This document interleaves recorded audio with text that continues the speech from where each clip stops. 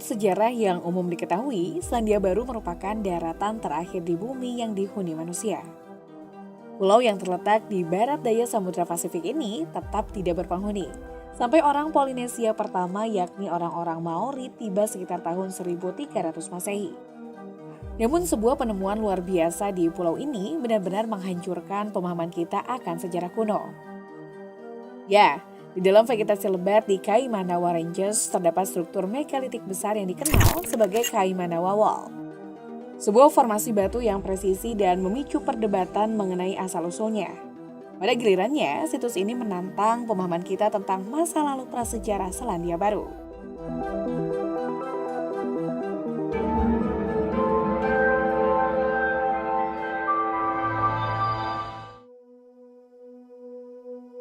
Tembok Kaimanawa adalah struktur batu besar yang terletak di hutan Kaimanawa dekat Danau Taupo, Selandia Baru.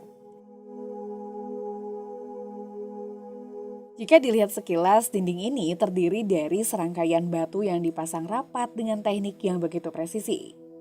Batu-batu ini sangat besar, dengan beberapa perkiraan masing-masing memiliki berat hingga beberapa ton. Berdasarkan perkiraan para ahli, formasi batu tersebut berusia sekitar 330.000 tahun dan terbuat dari ignimbrite, jenis batuan vulkanik yang tersusun dari pasir dan abu yang terkompresi. Singgapan terdekat dari batu tersebut berjarak 3 mil atau sekitar 5 km. Nah, dari sini saja keberadaannya jelas sudah memicu spekulasi mengenai kecanggihan yang diperlukan untuk menyusun struktur seperti ini. Terutama apakah ia merupakan buatan manusia atau terbentuk secara alamiah. Lebih jauh usai diteliti dari dekat, susunan batu Kaimanawa menunjukkan indikasi ketepatan yang hampir geometris. Batu-batu ini sejajar dengan cara yang menunjukkan pola yang terencana, dengan garis lurus dan sudut yang tidak biasa dalam formasi batuan alami. Ya, susunan yang aneh tersebut membuat beberapa ahli mengusulkan kalau dinding Kaimanawa bisa jadi merupakan sisa-sisa struktur megalitik besar, yang sebagian besar masih belum digali.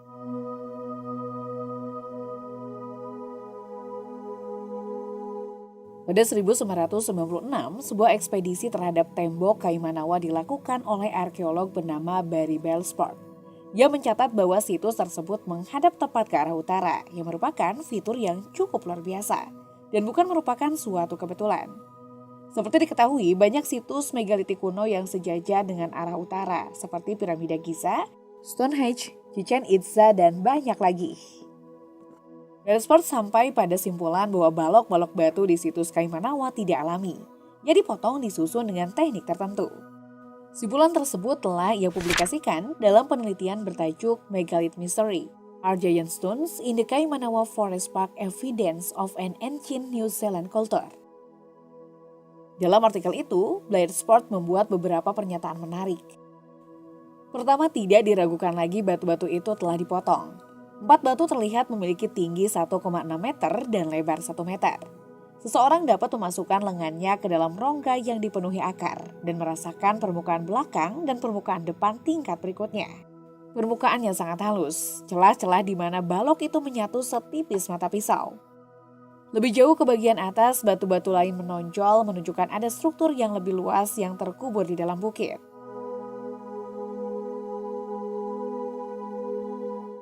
Pada gilirannya, beberapa kontroversi serius muncul seputar tembok ini. Tak lama setelah, Belsport bersama beberapa ahli menyimpulkan penemuannya. Bagaimana tidak, itu sama saja ingin mengatakan kalau situs Kaimanawa dibangun jauh sebelum kedatangan orang-orang Maori, yang selama ini dianggap sebagai penghuni pertama pulau sekitar tahun 1200 hingga 1300. Teori itu jika benar jelas akan mengubah sejarah peradaban Selandia Baru. Selain itu, dipastikan akan ada dampak politik dan sosioekonomi yang kompleks dan meluas terhadap suku Maori setempat. Apa maksudnya? Jadi begini, Barry Belsport adalah penduduk asli dan dosen sejarah di Universitas Christchurch, Selandia Baru.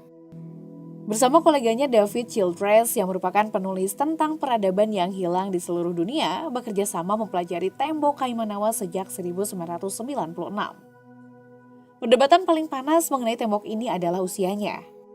Sebelumnya dikatakan kalau usia situs ini berumur 330.000 tahun. Ada pula yang mengatakan bahwa struktur ini berumur 2.000 tahun. Well, perdebatan manapun yang diyakini benar pada akhirnya tetap berakhir pada satu simpulan yang mungkin bagi sebagian pihak, terutama orang-orang Maori, cenderung konspiratif. Pasalnya jika seseorang membangun formasi ini, anggap 2000 tahun yang lalu, maka sekelompok orang misterius sudah menetap di Selandia Baru sebelum suku Maori pertama tiba.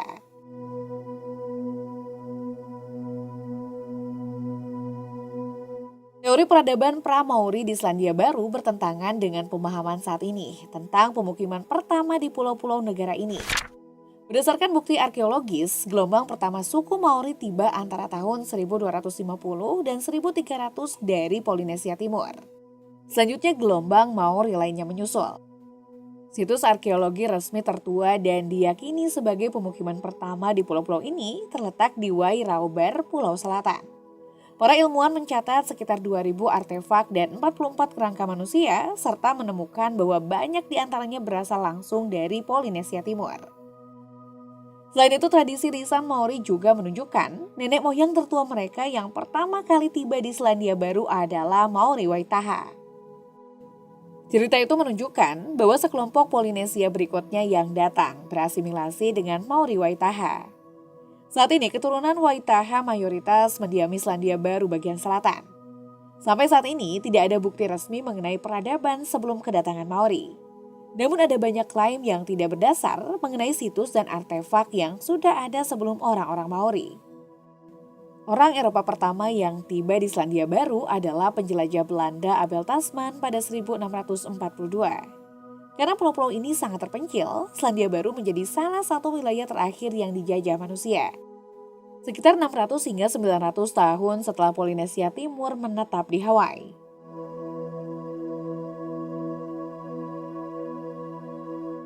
Jadi untuk memahami seperti apa dan bagaimana dampak yang dibuat oleh klaim akan situs ini, kita perlu sedikit melihat ke masa lalu. Pada 1840, kerajaan Inggris dan pemimpin Maori menandatangani perjanjian yang disebut Perjanjian Waitangi. Dokumen ini kurang lebih berisi ketentuan dan hubungan politik dan sosial antara kedua entitas di masa depan.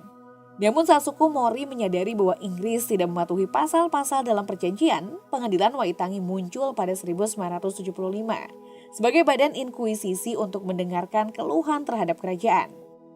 Nah, salah satu tujuan Dewan yakni untuk membuat rekomendasi kepada pemerintah mengenai keabsahan klaim atas tanah. Organisasi lain mengkaji rekomendasi itu dan mengambil keputusan mengenai penyelesaian atau kompensasi yang dapat diberikan kepada komunitas Maori dalam berbagai bentuk, seperti uang, tanah, dan hak guna, dan seterusnya. Dasar perjanjian dan hak apapun berasal dari pernyataan bahwa suku Maori memiliki klaim adat atas tanah Selandia Baru. Akibat perjanjian dan kompensasi itu, sejumlah kelompok oposisi muncul. Di beberapa wilayah terjadi perpecahan antar kelompok dan subkelompok, serta ketidakpastian mengenai hak masyarakat Maori terutama perkotaan untuk mengakses sumber daya melalui pengadilan Waitangi.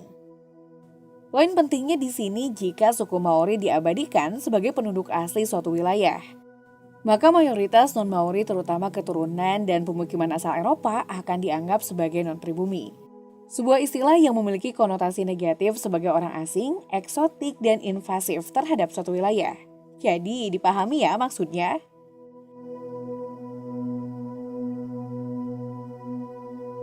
Ya pada akhirnya penemuan dan klaim historis mengenai tembok Kaimanawa tersebut menjadi mimpi buruk baik bagi pemerintah Selandia Baru maupun suku Maori setempat. Secara teori, keberadaan pemukim pra-Maori dapat melemahkan status Maori sebagai pribumi dan klaim mereka terhadap kerajaan Inggris. Dalam gilirannya, hal itu dapat mempersulit penyelesaian kompensasi yang sebelumnya menjadi hak suku Maori. Kendati sudah muncul beberapa analis yang menyebut tembok Kaimanawa sebagai konspirasi.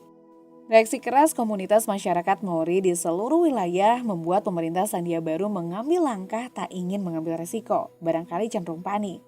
Ya, setelah hiruk-pikuk media selama beberapa waktu tak lama setelah pengumuman Barry Bradford yang menyebut tembok tersebut membuktikan keberadaan budaya megalik sebelum Maori, pemerintah memutuskan melarang segala bentuk aktivitas di situs Kaimanawa. Kebijakan itu menghentikan semua penyelidikan. Namun yang menarik, beberapa ahli geologi resmi yang diutus pemerintah mempunyai kesempatan berbeda untuk menilai struktur tersebut.